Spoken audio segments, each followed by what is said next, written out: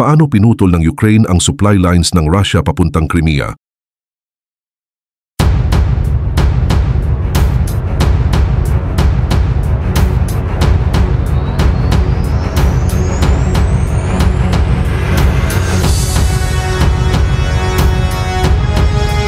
Tahimik na umatake ang Ukraine sa isang maliit na railway junction sa Rostov, pero ang epekto parang granada sa ekonomiya at military ng Russia. Isang drone lang ang nakalusot, pero paralisado ang operasyon ng mga tren, nabitin ang supply ng bala at pati presyo ng pagkain sa southern Russia sumirit.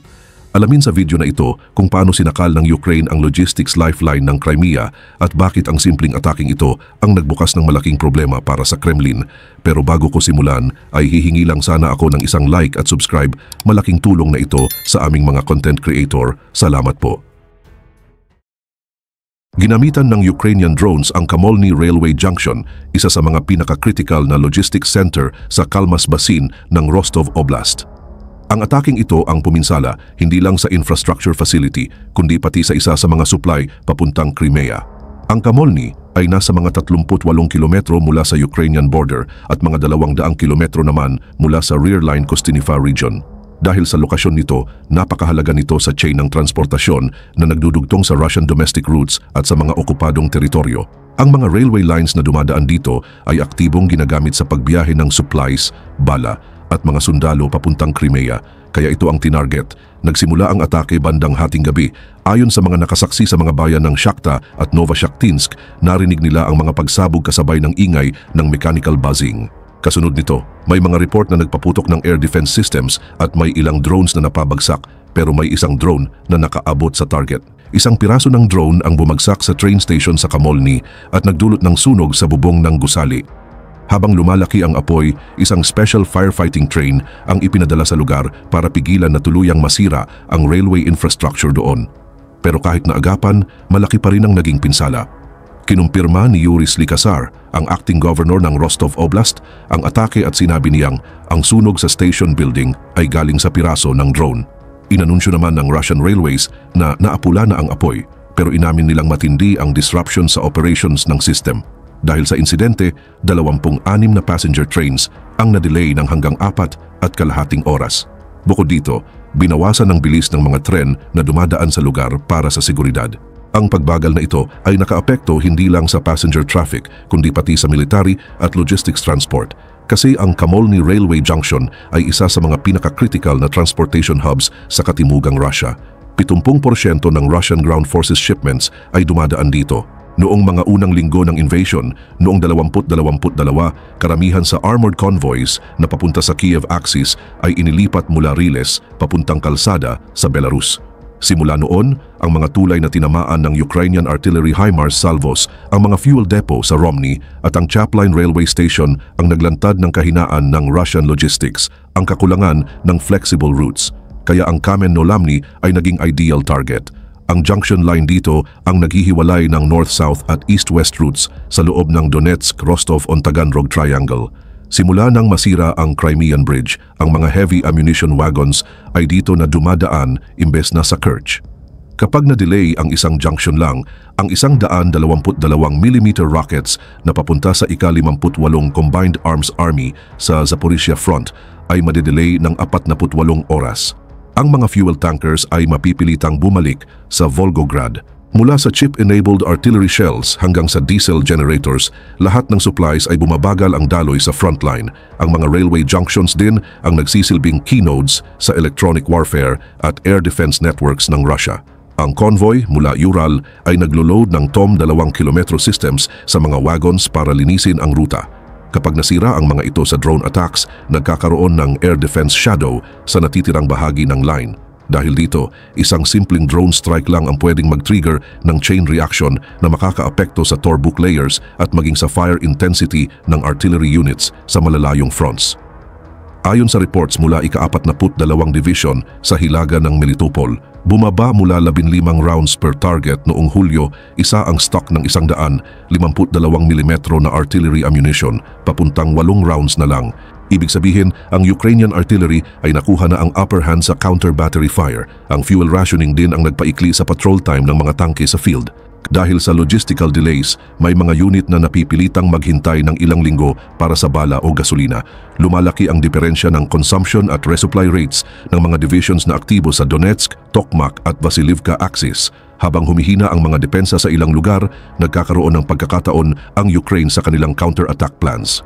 Nagpatupad ng temporary speed restrictions ang Russian railways sa 40 ruta matapos ang atake sa Kamolny. Ibig sabihin, bumabagal ang transport ng military cargo pati na rin ang grains at petroleum products. Ang regional inflation na nasa 9.1% noong end ng Hunyo, tumaas sa 12.7% pagsapit ng mid-Hulyo. Ang war economy ng Kremlin ay umaasa sa pag-absorb ng mataas na inflation gamit ang military spending.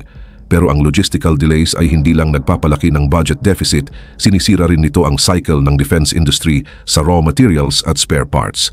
Mahalaga rin ang psychological dimension nito. Ang Rostov region, ang cornerstone ng propaganda ng Kremlin, na ligtas at kontrolado ang Southern Front. Matagal nilang ipinakita ang lugar na ito bilang showcase kung saan hindi nararamdaman ang gera at tuloy ang normal na logistics at civilian life. Pero dahil sa mga sunog at pagsabog kamakailan, mabilis itong nagbago. Hindi na lang mga ammunition depot ang nasusunog kundi pati ang sense of security ng publiko. Walang opisyal na mapa ng railway disruptions ang inilalabas, pero ang Telegram channels ay punong-puno ng posts tungkol sa mga delay lists, cancelled freight traffic at mga service disruptions. Habang lumalalim ang transport disruptions, ang strategic cargo flow ng Russia sa south ay dinidivert na via Crimea papunta sa Novorossiysk. Ang mga agricultural products, coal shipments at metallurgical raw materials ay dito na nililipat sa port na ito. Pero ang port ng Novorossiysk ay hindi equipped para sa ganitong cargo pressure sa infrastructure man o sa operational efficiency. Kaya ang crane capacity ng port ay kaya lang humawak ng 2/3 ng volume na dati dumadaan sa Kerch traffic. Nagiging bottleneck ito na nagpapahaba ng loading at unloading times habang tumataas ang demurrage fees. Ang mga ship owners at shipping companies ay humaharap ngayon sa bottleneck economy kung saan ang bawat oras na delay ay nagiging araw.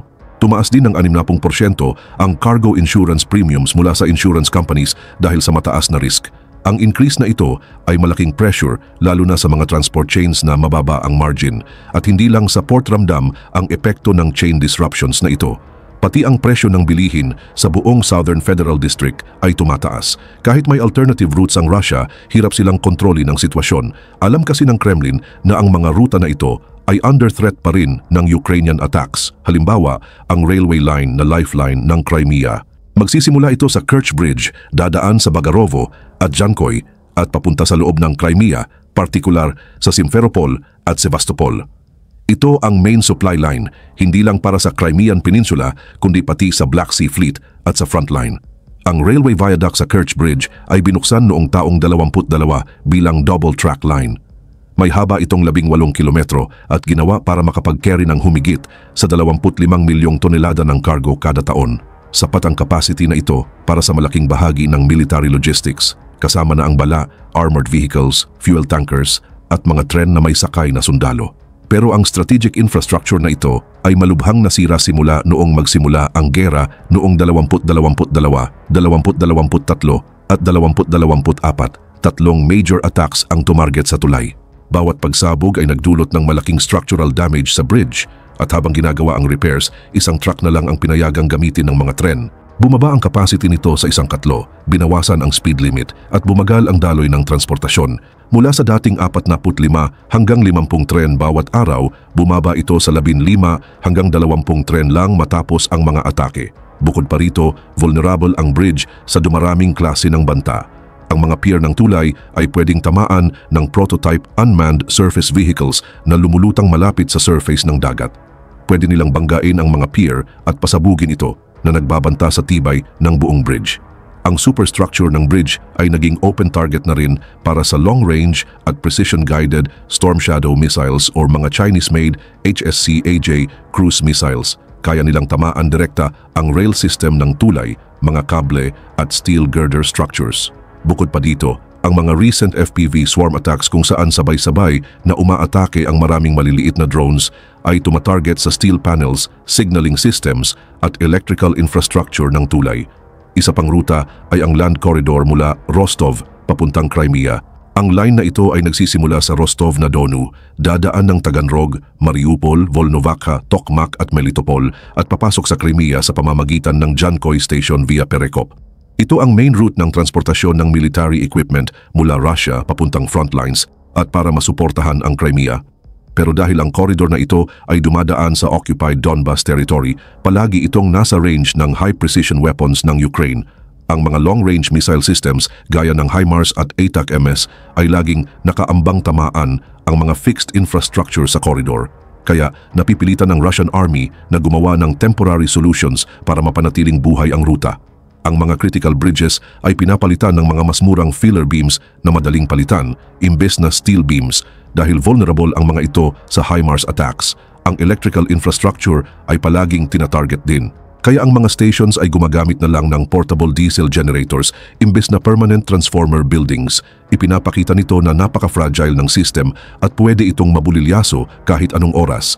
Isa sa mga pinaka-sensitive na parte ng corridor ay ang segment sa pagitan ng Tokmak at Melitopol. Ang railway bridge sa ibabaw ng Molokna River sa area na ito ay nasa ibabaw ng 60 metro deep water passage at ito lang ang nag-iisang transport route sa lugar. Tuwing nasisira ang line na ito, tumitigil ang operasyon ng hindi bababa sa 10 araw. Sa tuwing nangyayari ito, bumababa ng higit sa 50% ang shipments ng heavy munitions at logistics papuntang Crimea. Ibig sabihin, hindi lang bala ang naaapektuhan, kundi pati ang troop rotations at armored vehicle shipments. Dito pumapasok ang kahalagahan ng Kamolny Railway Junction bilang lifeline ng rutang ito. Ibig sabihin, kapag may abala sa Tokmak o Melitopol line, ang junction na ito ang alternatibong ruta para makadaan ang mga tren mula north papuntang south. Pero target din ng Ukrainian drones ang Kamolny. Kapag nasira ang junction, halos tumitigil ang daloy ng military trains sa lahat ng direksyon, north-south at east-west.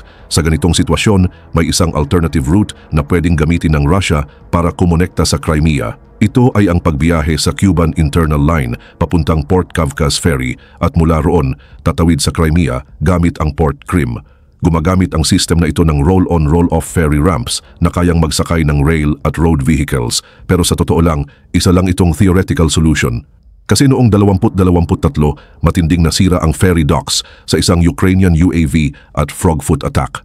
Kahit na-restore ito matapos ang damage, ang transport capacity ng system ay limitado pa rin sa 4,000 tonelada bawat araw.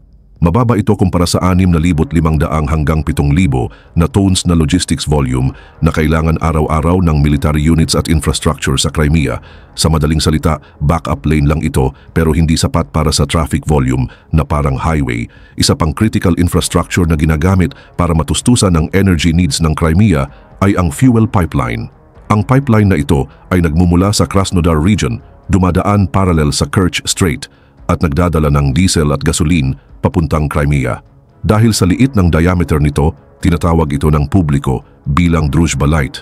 Pero vulnerable din ang system na ito. Noong Agosto 2024, tinarget ito ng Ukrainian naval drones. Na-disable ang pipeline at hindi ito gumana ng 12 araw. Sa panahong ito, napilitan ng Russia na mag-transport ng fuel sa mga barko ng Black Sea Fleet sa Sevastopol gamit ang land tankers imbes na sa dagat. Ngayon, ano ang mangyayari kapag naputol ang logistics ng Crimea? Simple lang. Kapag na-cut off ang road links papuntang Crimea, ang tanging option para sa motorized units ng Black Sea Fleet ay ang mag-transport ng fuel sa dagat gamit ang floating tankers. Pero hindi sustainable ang method na ito sa dami man ng volume o sa seguridad. Ang panganib ng bagyo o airstrikes ay nakakapigil sa mga barko na lumabas ng port kapag hindi gumagana ng maayos ang sea-based air defense platforms gaya ng S-300F at Shtil. Bumababa ang missile pressure ng Russia papuntang Odessa at Mykolaiv. Ang air superiority ay napupunta sa panig ng Ukraine.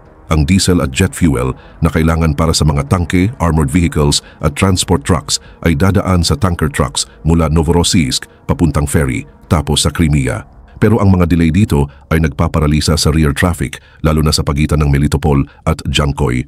Ang mga bala para sa 152mm at 122mm guns ay calibrated sa Soviet standards at ginagawa lang sa special warehouses sa Russia. Pero ang pagtransport ng mga shells na ito sa dagat ay matagal at delikado. Ang mga ammunition depots sa Crimea ay nare-replenish base sa average na 3 linggong konsumisyon. Dahil dito, bumababa ang fire intensity ng artillery ng 45%. Kapag nabawasan ang intensity ng putok, mas madaling ma-detect at ma-suppress ang Russian artillery. Ginagamit ng Ukraine ang NATO-backed counter-battery systems para mag-conduct ng precision strikes sa area. Ang Tokmak-Verbov-Pologi line ay napipilitang umatras. Sa isang front na walang land connection, ang mga reserve personnel ay kailangang mag-ferry sa pagitan ng Sevastopol at Novorossiysk. Pero mahina ang sea transport sa capacity at stability. Kahit 3 araw lang na bagyo, naantala ang buong rotation. Kapag hindi makapagpadala ng bagong tropa sa frontline, bumabagsak ang moral ng mga sundalo. Lalo na't hindi mapalitan agad ang mga batalyon na umatras mula sa Dnipro line, nagkakaroon ng mga personal desertions at mass disobedience sa ilang divisions. Kapag wala ang Kerch Bridge, napipilitang ipadala ang mga sugatan mula Sea of Azov papuntang Novorossiysk gamit ang military ambulances. Isang prosesong tumatagal ng ilang oras kaya maraming critical cases ang namamatay. 75% ng imported goods sa Crimea ay dumadaan sa land connections mula Russia. Kapag naputol ang supplies, ang presyo ng gulay, karne at bigas ay dumodoble sa loob ng ilang linggo. Ang electricity infrastructure ng Crimea ay dependent na sa high voltage lines mula Russia. Ang mga tourist areas gaya ng Sevastopol, Alushta at Yalta ay nawawalan ng source of income. Bumababa ang bilang ng mga turistang galing Russia. Nagkakaroon ng military garrison mentality ang mga tao roon. Nagsisimula ang mass migration pagdating ng winter months. Ang Russia na napipilitang mag-supply sa Crimea mula sa labas ay kailangang mag-sustain hindi lang ng military needs at essential goods, kundi pati ang civilian population ng 2.5 milyong tao. Sa winter season, ang cost ng pagtransport ng pagkain, gamot, uling at natural gas sa dagat ay umaabot sa astronomical levels para sa Kremlin. Ang sunod-sunod na brownouts, kakulangan sa supplies at transport disruptions ay nagiging dahilan ng breakdown ng public order. Ang mga administrators na galing Moscow ang nagiging target. Tumataas ang social media censorship, pero hindi nito mapipigilan ang daloy ng impormasyon. Sa madaling salita, hindi pa man suffocating blow ang Kamolny attack para sa Crimea, pero ito ang last link sa chain. Bawat isang tama ay nagtutulak sa Russia sa mas mahaba, mas fragile at mas delikadong mga ruta. Kapag pinukus ng Kyiv ang ATA-CMS, Storm Shadow at Mura V5 arsenal nito sa mga vulnerable links na ito, magiging war zone ang Crimea. At kapag naputol ang oxygen supply, ang paghawak ng Kremlin sa peninsula na ito ay hindi na magiging tagumpay kundi isang lumulobong gastos. Sa isang simpleng junction, nagsimulang gumuho ang mahabang supply chain ng Russia papuntang Crimea. Hindi barilan, hindi missile barrage, kundi isang tahimik pero planadong pagputol sa ugat ng digmaan. Habang patuloy ang Ukraine sa pag-target sa mga critical na koneksyon, hindi lang bala at tangke ang pinapatay nila, kundi ang mismong kakayahan ng Russia na lumaban. Ang tanong, hanggang saan ang kayang tiisin ng Kremlin bago tuluyang bumigay ang kanilang frontline?